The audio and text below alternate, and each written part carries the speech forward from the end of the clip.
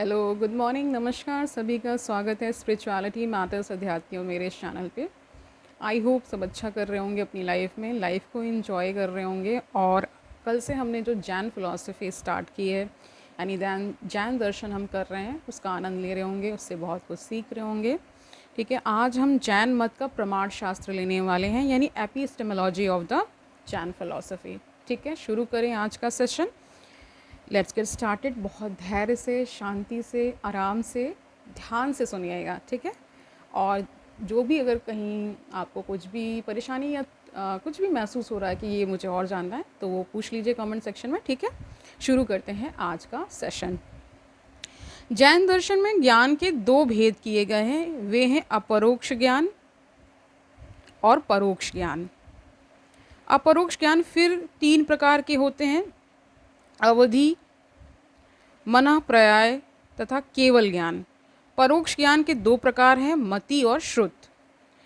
जैनों ने बतलाया है कि जिस ज्ञान को साधारणतः अपरोक्ष माना जाता है वह अपेक्षाकृत अपरोक्ष है। इंद्रियों और मन के द्वारा जो ज्ञान प्राप्त होता है वह अनुमान की तुलना में अवश्य अपरोक्ष है। फिर भी ऐसे ज्ञान को पूर्णतः अपरोक्ष कहना भ्रामक है। ऐसे अपरोक्ष ज्ञान को व्यवहारिक ज्ञान कहा जाता है। पारिमार्थिक अपरोक्ष ज्ञान वह है जिसमें आत्मा और ज्ञेय वस्तुओं का साक्षात संबंध होता है। यह ज्ञान इंद्रिय आदि की सहायता के बिना होता है। इस ज्ञान की प्राप्ति तथा कह रहे हैं कि इस ज्ञान की प्राप्ति तभी होती है जब सभी कर्मों का नाश हो जाता है। परोक्ष ज्ञान दो प्रकार का होता है, मति और श्रुत। मति ज्ञान उसे कहते हैं जो इंद्रियों और मन के द्वारा प्राप्त हो। श्रुत ज्ञान उस ज्ञान को कहते हैं जो सुने हुए वचन तथा प्रामाणिक ग्रंथों से प्राप्त हो। तो ये शब्द तो हम पहले भी जानते हैं, श्रुति और स्मृति, इसमें इन्होंने श्रुत बोला है इसको। ठीक है, श्रुत ज्ञान के लिए इंद्रिय ज्ञान का रहना आवश्यक है। जैनों के मतानुसार मति ज्ञान और श्रुत ज्ञान में दोष की संभावना रह जाती है। अपरोक्ष ज्ञान के तीन भेद हैं, परोक्ष के दो बताए, मति और शुद्ध बता दिया। अब यहाँ पे अपरोक्ष के तीन बता रहे हैं, अवधि ज्ञान, मनः पर्याय ज्ञान और केवल ज्ञान बोल दिया। ठीक है, समझ पा रहे हैं? अब इसको अलग अलग समझ लीजिए ये क्या क्या है। अवधि ज्ञान में बता रहे हैं बाधाओं के हट जाने पर वस्तु का जो ज्ञान होता है उसे अवधि ज्ञान कहते हैं। इस ज्ञान के द्वारा मानव अत्यंत दूर स्थित वस्तुओं का सूक्ष्म तथा अस्पष्ट द्रव्यों का ज्ञान पाता है। दूसरा इन्होंने अपरोक्ष ज्ञान में ही क्या बताया, तीन भेदों में, मनः पर्याय ज्ञान। इसमें क्या बता रहे हैं, राग द्वेष पर विजय प्राप्त कर लेने के बाद मानव इस ज्ञान के योग्य होता है। इस ज्ञान के द्वारा हम दूसरे के मन की बातों को जान पाते हैं। तीसरा केवल ज्ञान, जब सभी बाधाएं है ना दूर हो जाती हैं तो जीव पूर्ण ज्ञान प्राप्त करता है। यह ज्ञान मुक्ति के बाद ही प्राप्त होता है। मनः पर्याय और केवल ज्ञान दोष रहित है। ठीक है, तो इसको बता दिया, दोष रहित बताया इसको। जब तक हम बंधन की अवस्था में रहते हैं तब तक हमें सीमित ज्ञान की प्राप्ति होती है। पूर्ण ज्ञान की प्राप्ति तो मोक्ष में ही होती है, ये भी हम जानते ही हैं पहले से। मोक्ष के पूर्व अर्थात बंधन की अवस्था में जो ज्ञान मिलता है वह आंशिक है। इस विवेचन से स्पष्ट हो जाता है कि जैन दर्शन में ज्ञान के दो प्रकार माने गए हैं। प्रमाण के लिए देखिए क्या बताया, प्रमाण अनेक वस्तुओं का यथार्थ ज्ञान है। इसके द्वारा हम अनेक विशिष्ट वस्तुओं को समझते हैं। इस सिलसिले में जैनों ने तीन प्रकार के प्रमाण माने हैं। तो तीन प्रकार के प्रमाण भी इन्होंने माने हैं, प्रत्यक्ष, अनुमान और शब्द। तो शब्द को भी एक तरह से प्रमाण ही माना गया है। ठीक है, आइए और जानते हैं। दूसरा नय पूरी वस्तु को न समझकर उसके अंश को समझना है। नय न और य न्याय हो गया ना। न्याय किसी वस्तु के समझने का दृष्टिकोण है। न्याय 7 प्रकार के होते हैं, ये बताया है। ठीक है, तो क्या क्या है देखिए। नैगम नय बताया, यह किसी क्रिया के प्रयोजन से संबंधित है जो उस क्रिया में अंतर्भूत है। उदाहरण स्वरूप यदि कोई व्यक्ति अग्नि, जल है ना, बर्तन आदि ले जा रहा है तो पूछने पर वह उत्तर देता है कि मैं भोजन पकाने या बनाने जा रहा हूँ। यहाँ सभी क्रियाओं का एक लक्ष्य है और वह है भोजन पकाना या बनाना। दूसरा संग्रह न्याय बताया, यह सामान्य पर अत्यधिक जोर यहाँ पर कह रहे सामान्य पर अत्यधिक जोर दिया जाता है। ठीक है, जानिए इसके बारे में। सामान्य के द्वारा अनेक बातें ज्ञात होती हैं। यदि कहा जाए कि मनुष्य स्थायी है तो वह संग्रह न्याय का उदाहरण होगा। तीसरा व्यवहार न्याय बताया, यह न्याय व्यवहारिक ज्ञान पर आधारित दृष्टिकोण है। इसमें वस्तुओं को क्या बता रहे हैं, इसमें वस्तुओं को व्यक्तिगत विशेषताओं पर जोर दिया जाता है, यानी इसमें वस्तुओं की व्यक्तिगत विशेषता यानी इसकी जो पर्सनल क्वालिटीज़ कुछ होंगी ना उस पर। अपने भाई के संबंध में यदि मैं कहूँ कि वह फुटबॉल का अच्छा खिलाड़ी है तो यह व्यवहार न्याय कहा जाएगा। पांचवा बताया ऋजु सूत्र न्याय, इसमें किसी वस्तु के एक क्षण या वर्तमान की प्रकृति पर विचार किया जाता है। यह व्यवहार न्याय से भी संकुचित है। इसका यथार्थता हर काल में नहीं मानी जा सकती। इसकी यथार्थता होता है हर काल में नहीं मानी जा सकती। पांचवा बताया इन्होंने शब्द न्याय, इसके अनुसार प्रत्येक शब्द का एक विशेष अर्थ होता है। एक शब्द के उच्चारण से हमें वस्तु के उन गुणों की याद आती है जिसकी वह द्योतक है। यद्यपि उस वस्तु को और नामों से भी संबोधित किया जा सकता है। ठीक है, यानी उन किसी भी वस्तु को हम अन्य नाम से भी जान रहे हैं और उस नाम से भी जान रहे हैं। ठीक है, ओके।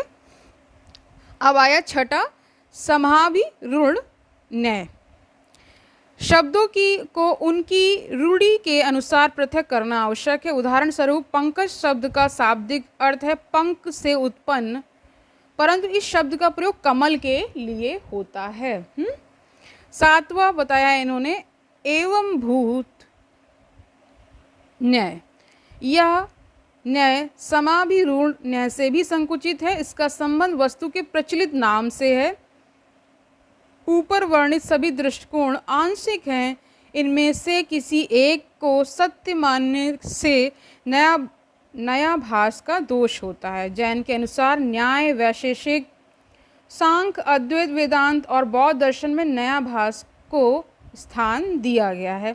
जैन दर्शन में नए सिद्धांत का अत्यधिक महत्व है। यह जैन के प्रमाण विज्ञान का महत्वपूर्ण अंग है। जैन का श्यादवाद नए सिद्धांत पर ही आधारित है। अब हम जैन के अनेकांतवाद एवं श्यादवाद सिद्धांत की व्याख्या पूर्ण रूप से करेंगे। तो आज हम क्या लेने वाले हैं, क्या जानने वाले हैं, इनका अनेकांतवाद देख लेते हैं। ठीक है, ओके।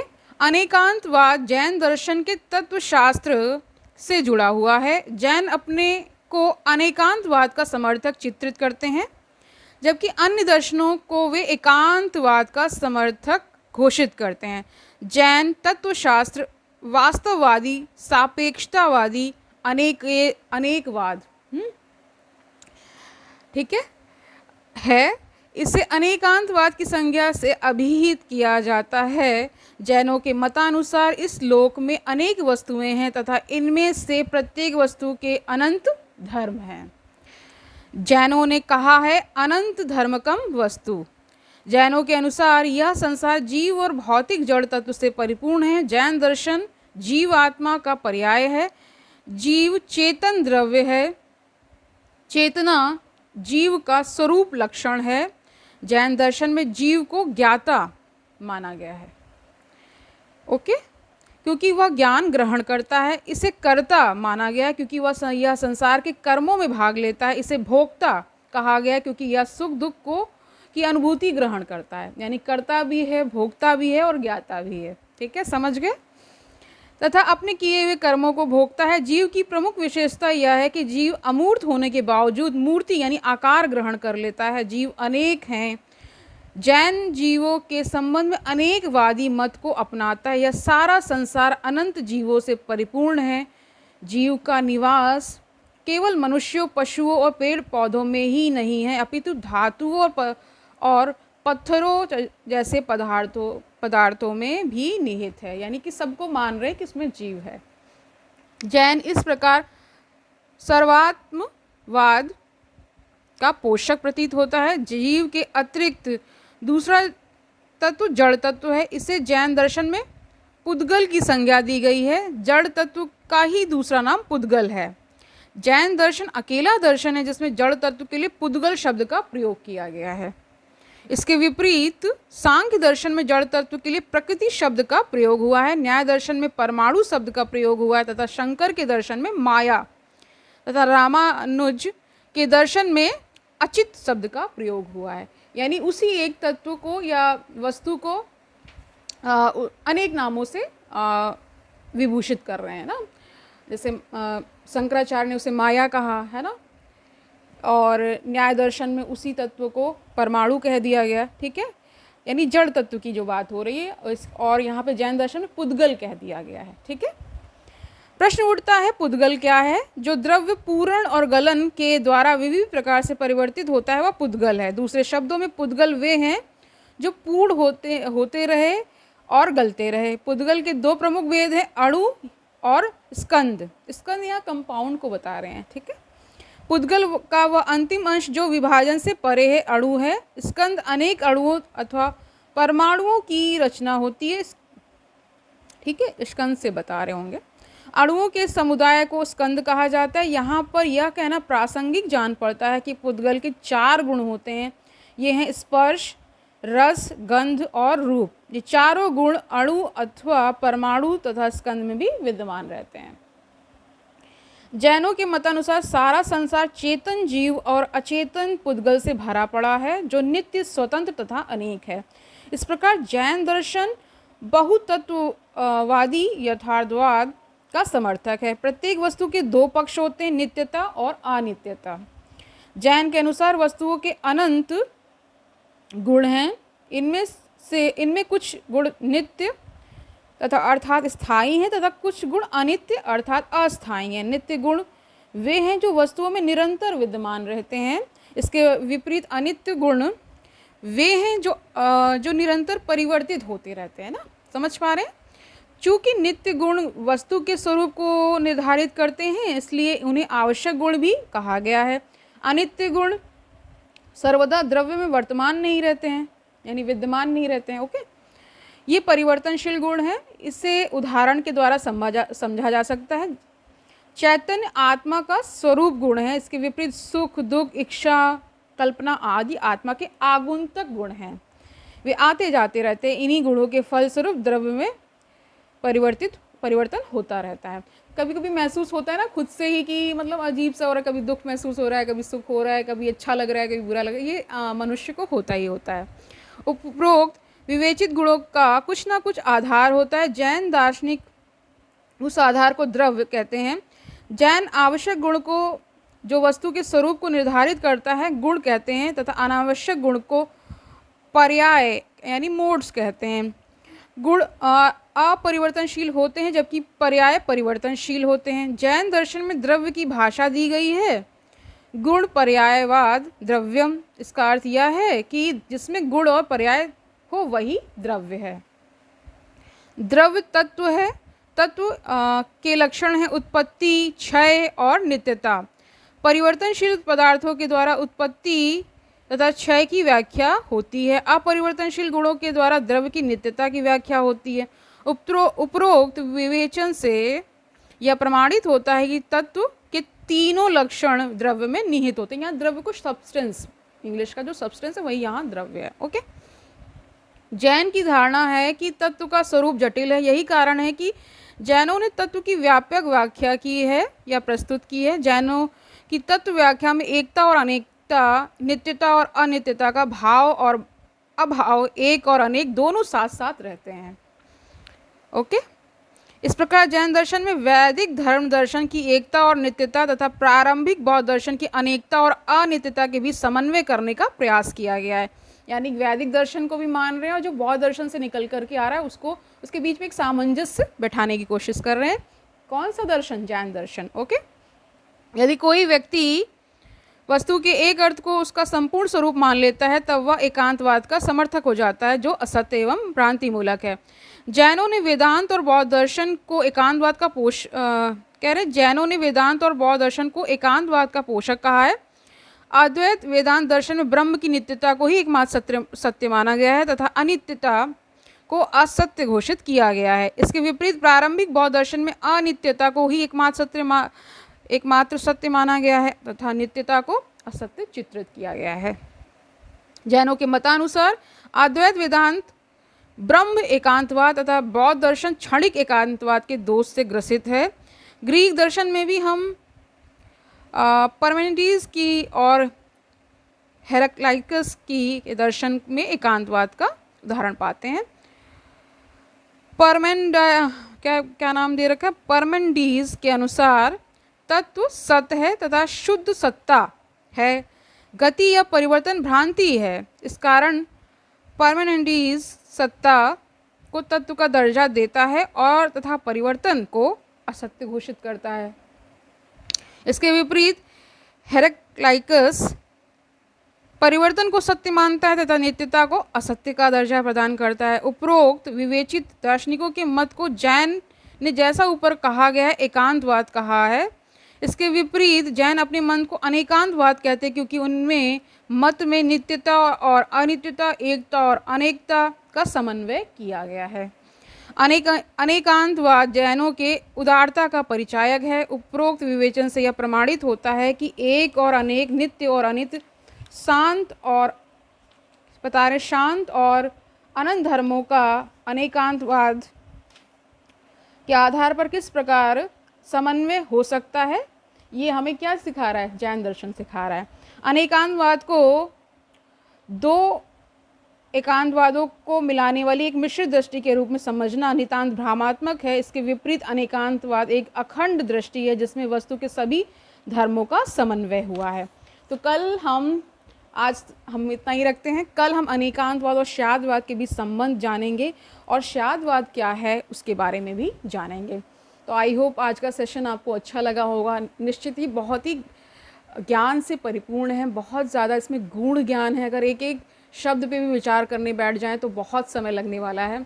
और जब आप ऐसे दर्शन को जान रहे होते हैं जहाँ पे सारे मतों का एक तरह से संग्रह हो गया है, उन्होंने वैदिक धर्म से भी कुछ ले लिया, कुछ बौद्ध धर्म से भी ले लिया और फिर एक जो नया कुछ बना वो जैन दर्शन में हम पाते हैं।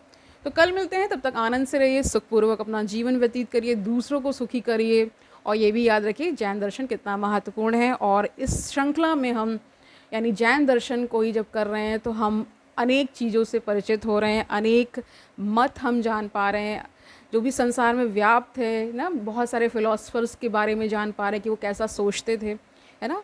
इसी तरह हम और भी नए नए सेशंस लाते रहेंगे, आपका ज्ञानवर्धन तो करते रहेंगे। और साथ साथ में मैं ये भी कहना चाहूँगी कि जो आजकल समाज में फैल गया है, आप अपने आसपास देख ही रहे हैं, अभी इंदौर वाला केस चल ही रहा है जिसमें जो विवाहिता है उसका कैसा सोच रहा होगा, इससे आप जान पा रहे हैं। निश्चित ही ये सब कह सकते हैं स्पिरिचुअलिटी को तो बिल्कुल नहीं फॉलो करते होंगे, तभी उनके मन में ऐसा दोष दूसरे जीव के प्रति आता है। अगर आप ये दर्शन और स्पिरिचुअलिटी को प्रैक्टिस करने लगे तो निश्चित ही आपके जीवन में परिवर्तन आएगा। आपको अपने स्वार्थ के लिए नहीं बल्कि दूसरे के हित के लिए कर्म करना आवश्यक लगेगा, ठीक है। तो ये सब अभाव है स्पिरिचुअलिटी का, इस वजह से ऐसे दृश्य आपको अपने आसपास दिख रहे हैं। कोई किसी को मार दे रहा है, कोई किसी के लिए कुछ कर दे रहा है, फिर गुमराह करना पुलिस को, ये सब करना, ये सब क्या है अंततः तो आपको कहाँ ले जाएगा आप सबको पता ही है ना। तो इससे बचिए, ठीक है, किसी भी बुरे कर्म से बचिए और किसी का अहित करने से बचें। यही इस सेशन का और इस पूरे चैनल का उद्देश्य है कि आपके अंदर अच्छे अच्छे विचार विकसित हो, आप सन्मार्ग से प्रेरित होकर के दूसरों को भी प्रेरित करें, ठीक है, कि ये कितना अच्छा मार्ग है, इस ओर आइए, संसार को और सुंदर और सुखमय बनाइए, दूसरों को सुखी करना सीखें ना, ये सारी चीज़ें। तो इसी भाव से आज हम इस सेशन का एंड कर रहे हैं। कल मिलते हैं, तब तक के लिए हरि ओम तत्सत।